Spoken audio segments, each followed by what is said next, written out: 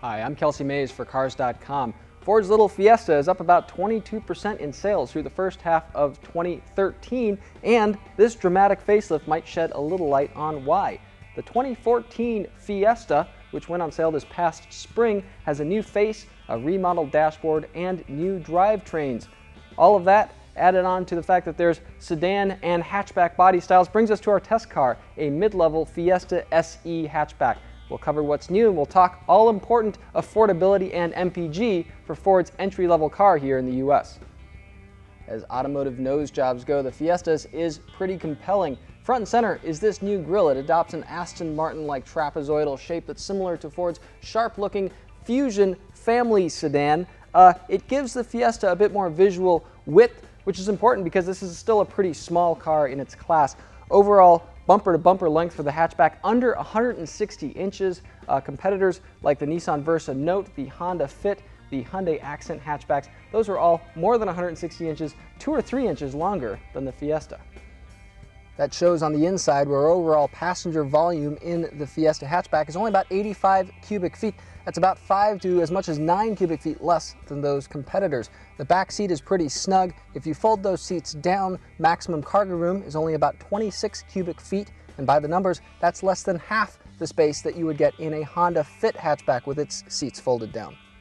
It continues up front here where there's a lot of space taken up by the doors and kind of a thick center console here for your knees to go. If you reach over to adjust the climate control, you might end up touching your passenger's knee, which can be kind of awkward depending on who your passenger is. Definitely not high marks here for Ford, like in the Focus and all the way up to the Taurus, their full-size car, for space efficiency relative to the class. That kind of continues to be a Ford issue, but we do see very high quality in this car. There's things like generous padding along the armrests along the doors. There's even padding along the dashboard if that matters to you. Attractive silvers here along the steering wheel and along the door handles. New this year, and a big aspect of this redesigned dashboard, is My Ford Touch. It adopts a 6.5-inch screen here, a little smaller than the 8-inch screen in other Ford vehicles with My Ford Touch. Works reasonably well, less lag than in earlier editions of My Ford Touch, but in part because the screen is smaller, there's a lot of really tiny buttons that you have to get to. There's a little hood that sits over the screen for My Ford Touch here. It does cut down on glare, but if you elevate your seat, depending how tall you are, it can obscure things like the time of day, kind of an important thing to notice. Now, one editor drove this car more than 400 miles on the highway, and she said the seats were pretty awful. The seat cushions were too narrow, the backs formless, they didn't have enough padding to them. Overall, the seats caused a lot of butt fatigue, she said. Take that for what it is.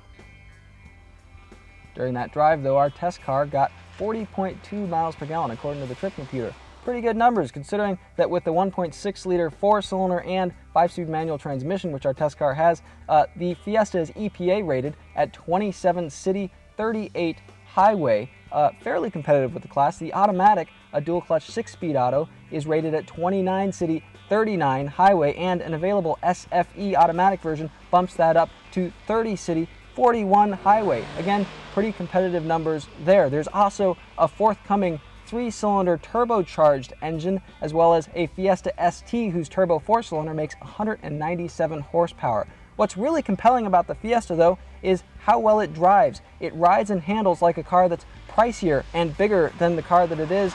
Pretty good there. Our only complaint really is with the available dual clutch automatic, which we've driven in years past. It's about as smooth as a kid trying to pick up the ladies in high school chemistry class.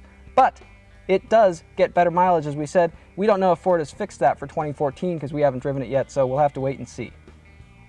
The Fiesta hatchback starts at around $15,500 with the destination charge. Add in everyday conveniences like an automatic transmission, power windows, keyless entry, and Bluetooth, and you're looking at about an $18,000 car. That roughly matches the Accent hatchback. It beats the Fit and Chevy Sonic hatchbacks, but the roomier Versa Note starts at more than $1,000 cheaper, again, with similar features. Still, the Fiesta packs driving refinement that goes beyond what the Nissan offers. It has yet to be outpaced by any of its competitors. That means if you're willing to sacrifice a little bit of space, the Fiesta is worth checking out.